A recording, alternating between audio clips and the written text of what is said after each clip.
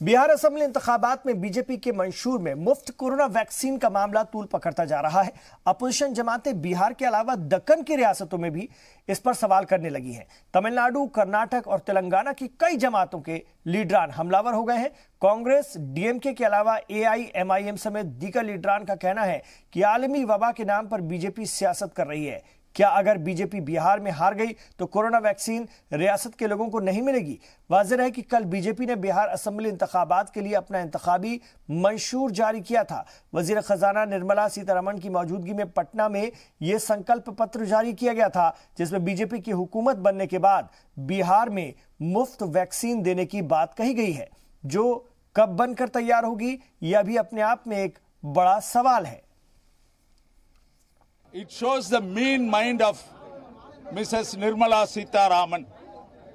She had always been very mean and cheap, because you all know how she imitated and did a mimicry in the parliament about the great economist in the world, Manmohan Singh.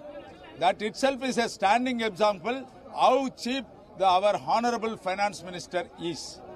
Our Honorable Finance Minister, Mrs. Nirmala Sitharaman, doesn't know how to run the country, doesn't know what is finance, and she is a dropout from London School of Economics, and that shows that what is her standing as far as the economic is concerned.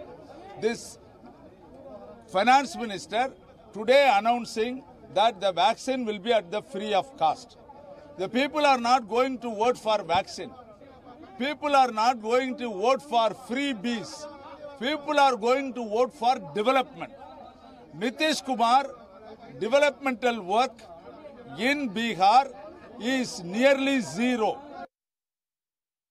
The central government is playing with the sentiments of the common man. This is not an electoral promise. This should not be an electoral promise. This should be the duty of the government towards the entire country, the entire 1 crore 2.5, 1.25, 125 crore people. This should be the promise that we will be giving it to everybody, not only to the people of Bihar for the sake of elections. The biggest achievement of the Modi government on the corona front is that they have propelled us to the second spot, and definitely we are going to be there in the first spot of the number of infections. And they have washed off their hands about corona prevention to the state governments, and they refuse to give the GST amount. Let them give the GST bill, the GST dues to the respective state governments. The respective state governments will do that. Why the FM, the finance minister, whom said it is an act of God, now coming and saying that she's going to give the vaccines free of cost? It shows their desperation. आज election के लिए सरकार बहुत सारे promise कर रहे बिहार के लिए। आखिर वैक्सीन तक फ्री देने के लिए सिर्फ बिहार सरकार के इलेक्शन के लिए ये बीजेपी ऐसी काम कर रहे हैं। इसको हम याद दिलाना चाहते हैं, 1995 जब पीवी नरसिम्हा राव की कांग्रेस सरकार थी तो पोलियो के लिए पूरा देश में कांग्रेस सरकार ने फैसला लिया पोलियो का ड्रॉप्स लगाने के लिए फ्री मुफ्त। तो इसलिए हम मांग करते हैं ये वैक्सीन पूरा देश के लिए देना है, केंद्र सरकार देना है।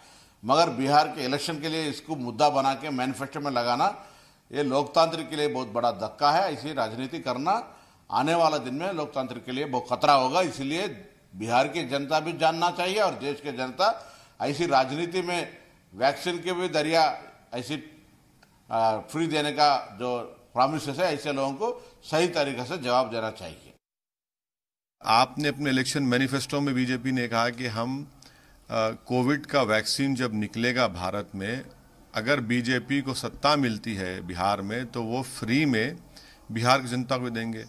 प्रधानमंत्री तो कम से कम ये बता देते कि इंसान की ज़िंदगी जो है वो चाहे बिहार का हो या यूपी का हो या गुजरात का हो, संविधान के लिहाज से हर एक की ज़िंदगी बराबर है। तो ये किस तरह की राजनीति प्रधानमंत्री कर रहे हैं कि सत्ता मिलने पर ही आप इंजेक्शन देंगे या वैक्सीन देंगे? तो सत्ता अगर नहीं मिलेगी, जो हमको यकीन है कि इंशाल्लाह उनको नहीं मिलेगी, तो अगर वैक्सीन नहीं देंगे। और प्रधानमंत्री आज के अपने भाषण में 20 लाख करोड़ के पैकेज को क्यों भूल गए? कहाँ गया वो 20 लाख करोड़ का पैकेज?